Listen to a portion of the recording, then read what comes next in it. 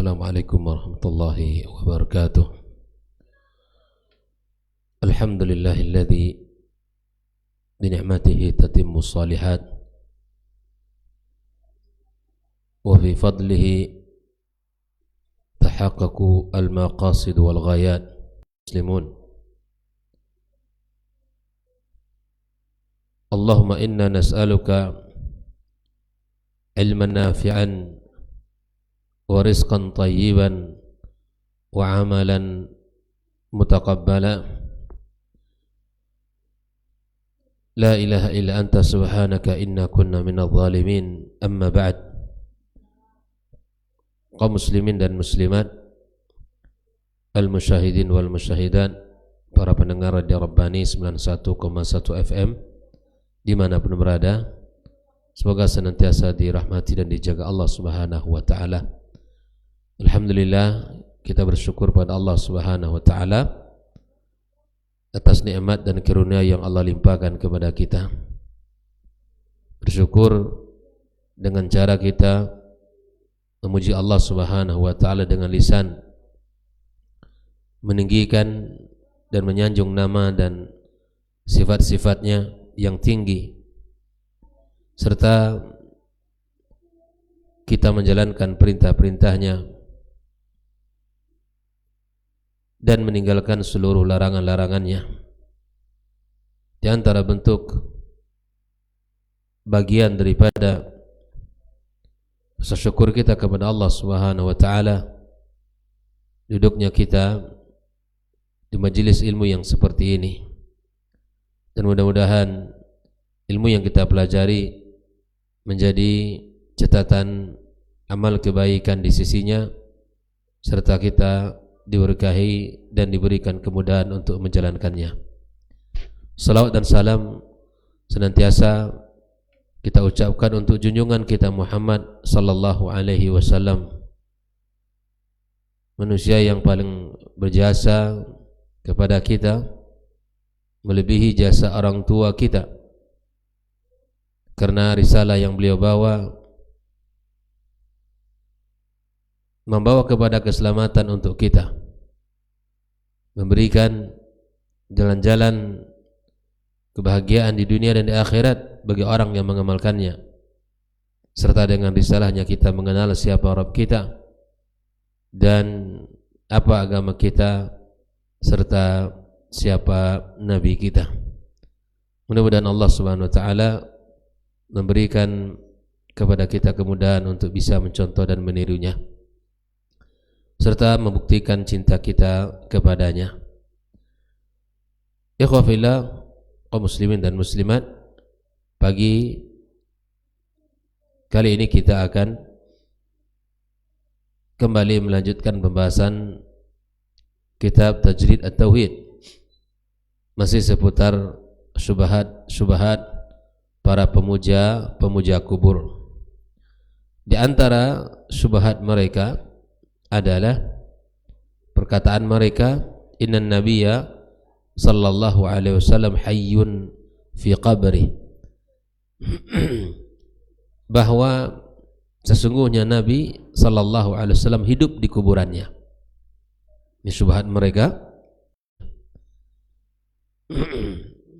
Ikhwah fillah, kaum muslimin dan muslimat rahimakumullah, wastadallu ala hayatihi fi qabrihi bi umur. Mereka para pemuja kubur berdalil bahwa Nabi Muhammad sallallahu alaihi wasallam hidup di kuburannya dengan beberapa perkara. Di antara dalil mereka itu ma rawahu Ahmad wa Abu Dawud wa ghairuhum, yang diriwayatkan Imam Ahmad dan Abu Dawud dan yang lainnya, an Abi Hurairah radhiyallahu taala anhu, dari sahabat Nabi yang mulia Abu Hurairah, anna an-nabiy sallallahu alaihi wasallam qaal, bahwa Nabi kita sallallahu alaihi wasallam bersabda, ma min rajulin yusallimu alayya, tidak ada seorang laki-laki, kata Rasulullah, yang mengucapkan salam kepadaku, illa raddallahu alayya ruhi hatta arudda alaihi salam.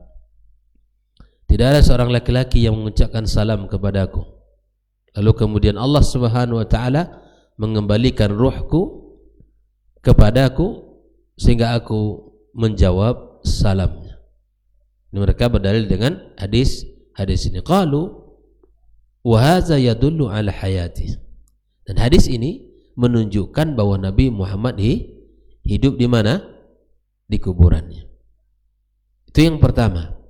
Di antara dalil-dalil yang mereka jadikan sandaran. Yang kedua, inna syahida hayyun fi qabri. Begitu juga dengan orang-orang yang syahid, yang mati berjihad di jalan Allah, mereka hidup di kuburannya. Hayyun fi qabri, kama fi qawlihi ta'ala, sebagaimana yang dijelaskan dalam firman Allah, wala tahsabanna alladhina qutilu fi sabilillahi amwata bal ahya'un 'inda rabbihim yurzaqun. Jangan kalian kira orang-orang yang mati terbunuh di jalan Allah, berjihad membela agama Allah, amwatan, mereka itu mati, tetapi ahya, mereka itu hidup di sisi Rabb mereka dan mereka diberikan rezeki. Wal anbiya akmal minhum, para nabi lebih afdal daripada syuhada yang berjuang, para sahabat, para tabi'in dan tabi'in dan siapapun yang berjuang lalu kemudian dia mengangkat senjata melawan musuh Allah lalu terbunuh. Mereka hidup dan nabi lebih afdal dari mereka. Para syuhada saja hidup, apalagi nabi. Fayaktadi dzalika thubutu hayatin fi quburihim. Dan dengan demikian bisa kita simpulkan, kata mereka, bahwa para anbiya hidup di kuburan mereka. Ini dalil yang kedua yang dipakai oleh mereka. Tadi yang pertama apa? Dalil yang mana siapapun yang mengucapkan salam ke Rasulullah, Allah kembalikan ruhnya, lalu kemudian dia menjawab salam. Yang kedua, Allah Subhanahu wa taala di dalam surah Ali Imran ayat 169 menyebutkan bahwa orang-orang yang mati syahid mereka hidup di sisi Allah Subhanahu wa taala dan mereka diberikan rezeki. Nah, mereka mengatakan para anbiya lebih afdal, lebih sempurna daripada as-syuhada. Naam. Yang ketiga dari sisi keluarga. Inna nisa'ahu la yahillu zawad bihinna ba'da mautih.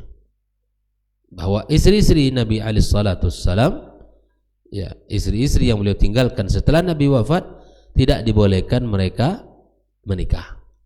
Nah, mereka simpulkan begini, ya, dari ayat Allah Subhanahu wa taala yang Allah jelaskan, wa ma kana lakum an tu'dhu Rasulullah, tak pantas bagi kalian untuk menyakiti Rasulullah, wala an tankihu azwajahu min ba'dihi abada, dan juga tidak boleh kalian menikahi istrinya setelah dia wafat selama-lamanya.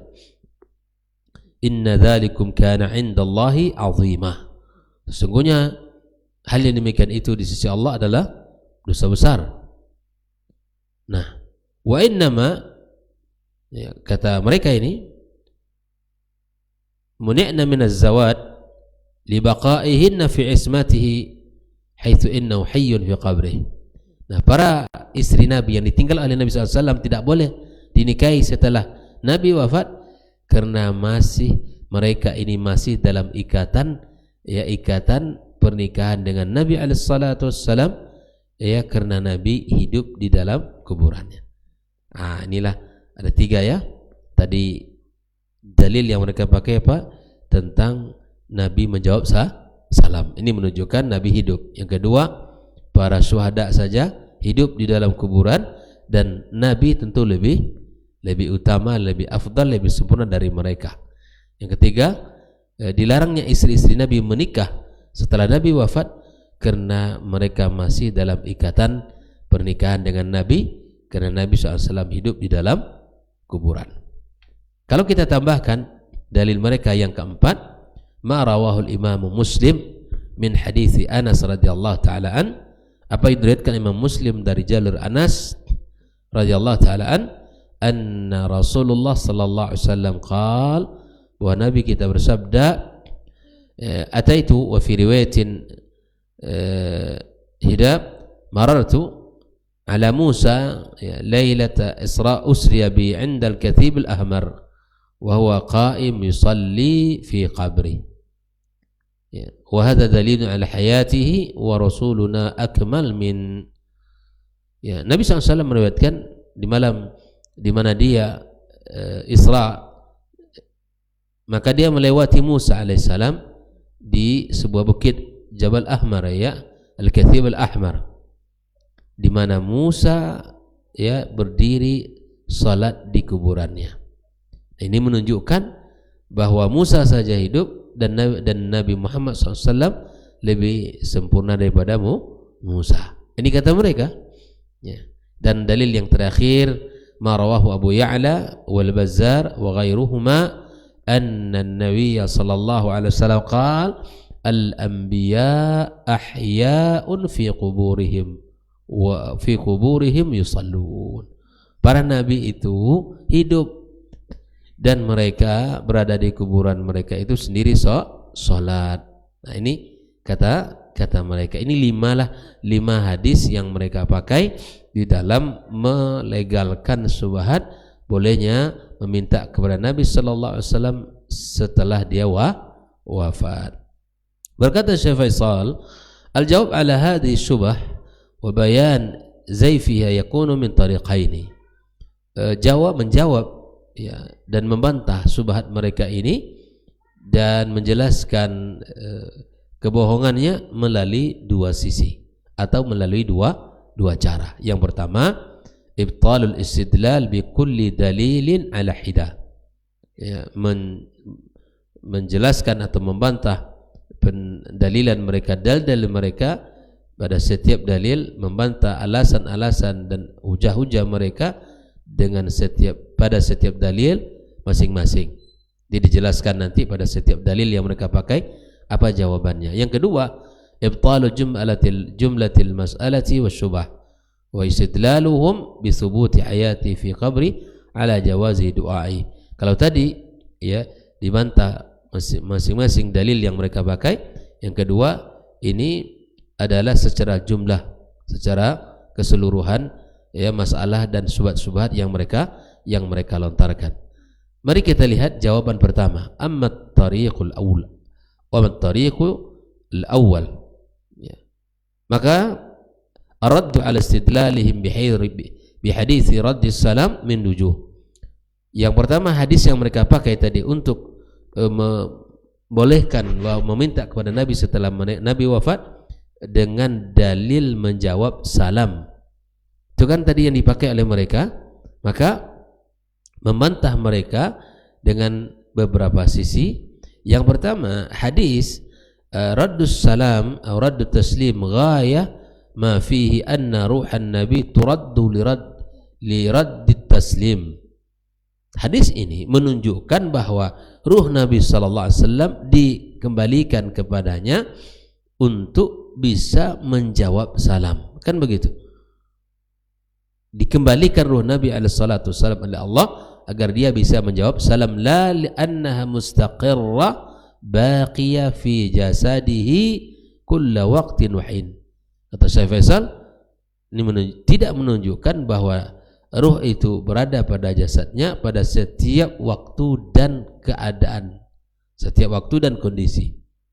Tapi bila mana ada yang mengucapkan salam kepadanya, maka Allah mengembalikan ruhnya dan Nabi SAW menjawab salamnya. Nah, ini bukan berarti bahwa ruh Nabi alaihi salatu wassalam baqiya fi jasadihi kulla waqtin wa hin. Ada ruhnya berada pada jasadnya pada setiap keadaan dan kondisi. Itu yang pertama. Jadi kalau hadis yang mereka pakai dalam hadis radus salam, maka kita sampaikan di saat orang mengucapkan salam, Allah kembalikan ruhnya. Jangan lupa itu. Allah kembalikan ruhnya sehingga Nabi bisa menjawab salam. Yang kedua, anal ahadits as-sahihah hadis-hadis yang sahih dibedakan antara salam yang diucapkan dari jarak jauh kepada Nabi sallallahu alaihi wasallam dan salam yang diucapkan dari jarak dekat. Jadi dipisah itu. Salam yang diucapkan kita ini jauh nih, ucapkan salawat dan salam kepada Nabi sallallahu alaihi wasallam, kita jauh tentunya. Dan salat dan salam yang diucapkan di dekat Nabi sallallahu alaihi wasallam, wa buyyinat anna Nabi sallallahu alaihi wasallam yasma' salam al-qarib, dan dijelaskan Nabi hanya mendengarkan salam yang diucapkan dari jarak dekat, wa yuballak salamul ba'id, dan salam yang diucapkan dari jarak jauh disampaikan kepadanya. Jarak dekat, salam yang disampaikan dengan jarak dekat, maka Nabi mendengarkan. Tapi bila mana salam dari jarak jauh, maka disampaikan ke Nabi alaihi salatu wassalam, wa yadullu alaihi al-ahaditsut taliyah. Nah, mana saja hadis-hadis yang seperti ini? Lihat.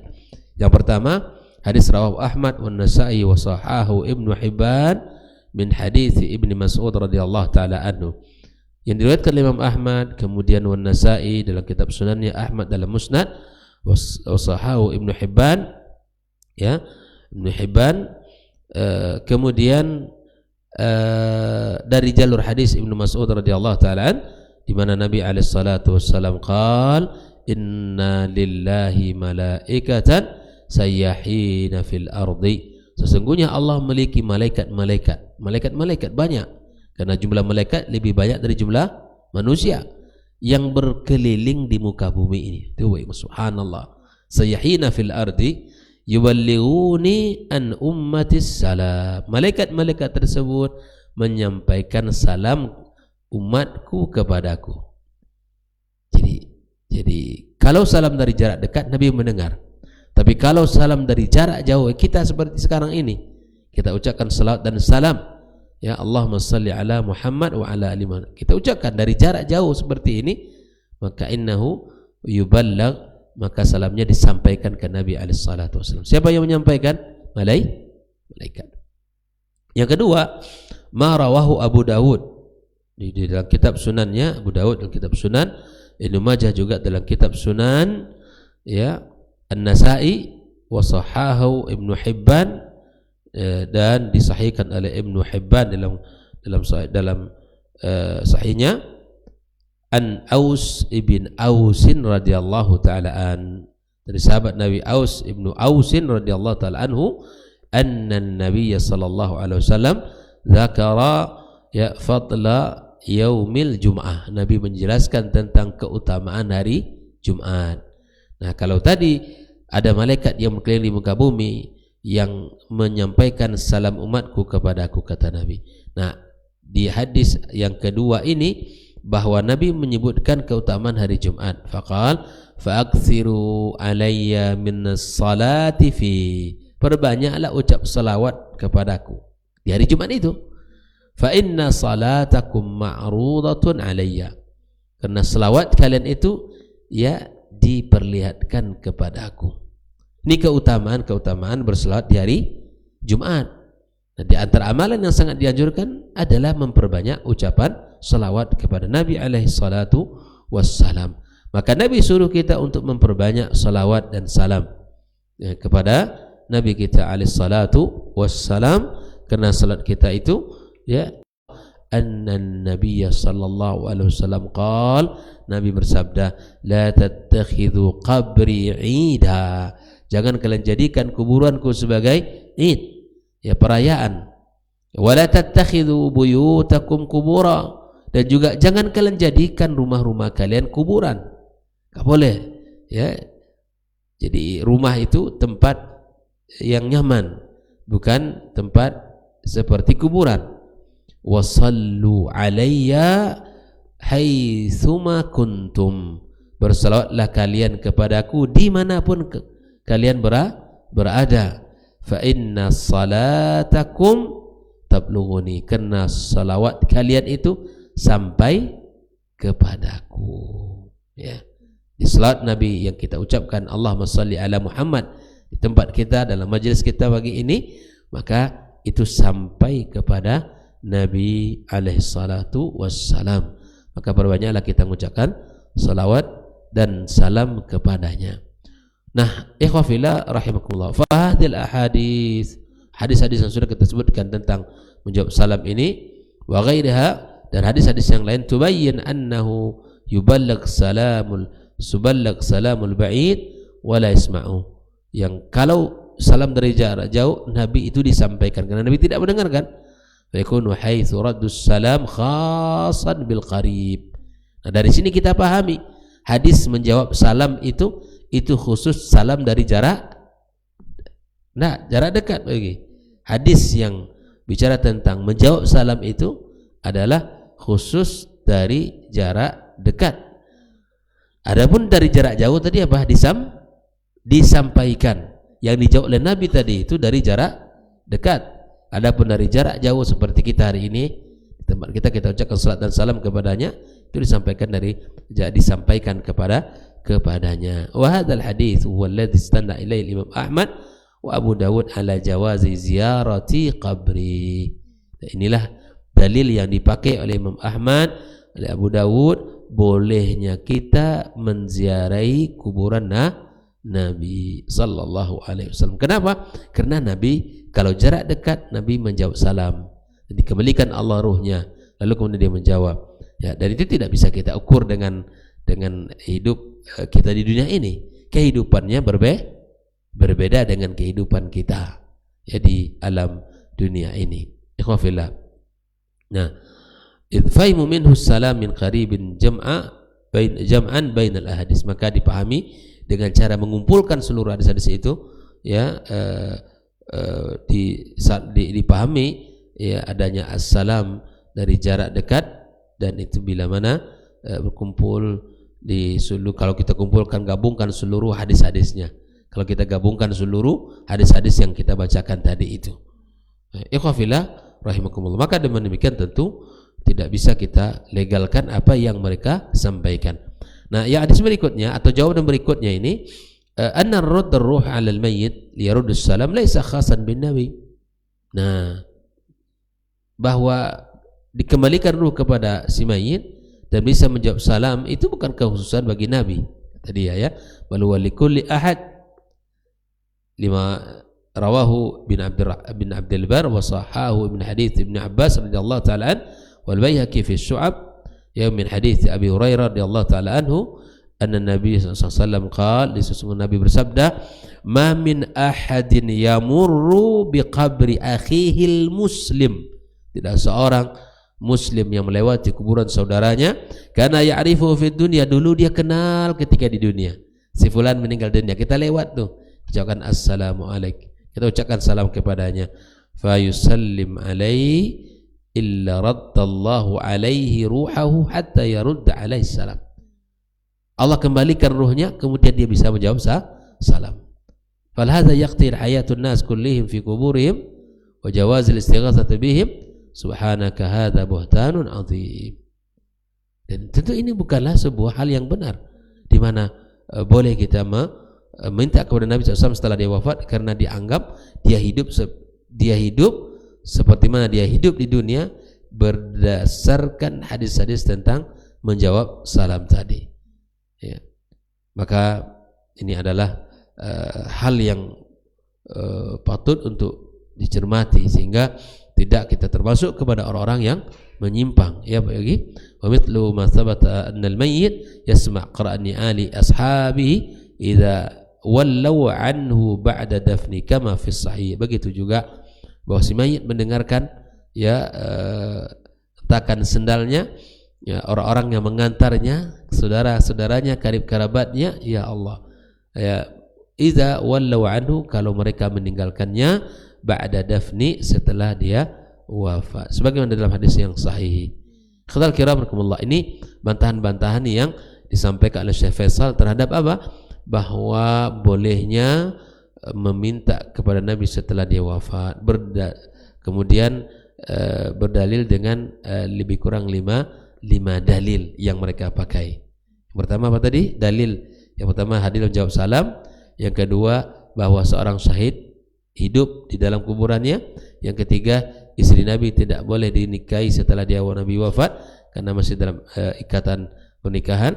Ya, yang keempat adalah hadis di mana Nabi Musa ya di dalam kuburannya dia salat, dan sebagaimana Nabi sebutkan dalam perjalanan Isra-nya. Yang kelima adalah para nabi hidup ya di kuburan mereka salat. Inilah 5 hadis yang mereka pakai untuk melegalkan syubhat mereka. Lalu dibantah oleh Syekh dengan masing-masing dalil itu dengan bantahan yang insyaallah subhanahu wa ta'ala itu membatalkan seluruh keinginan mereka dan membatalkan seluruh apa yang mereka katakan bahwa bolehnya kita minta ke Nabi SAW setelah Nabi wafat, mengambil dari hadis-hadis bolehnya menjawab bolehnya kita mendatangi si mayit kemudian kita minta pertolongan kepadanya dengan alasan dia masih hidup. Allah taala alam.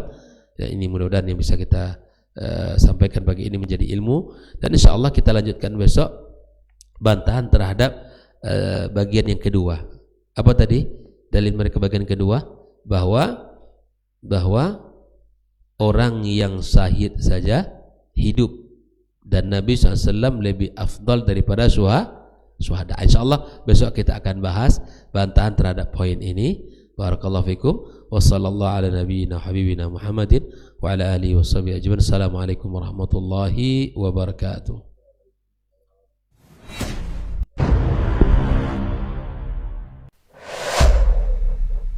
Dunia dan seisinya ini bagi Allah tak sama nilainya dengan sebelah sayap lalat. Barang siapa yang beramal untuk akhiratnya, Allah akan cukupkan baginya urusan dunia. Sayati zamanun 'alan nasi as-sabiru fihim qalqabit al-jamarah.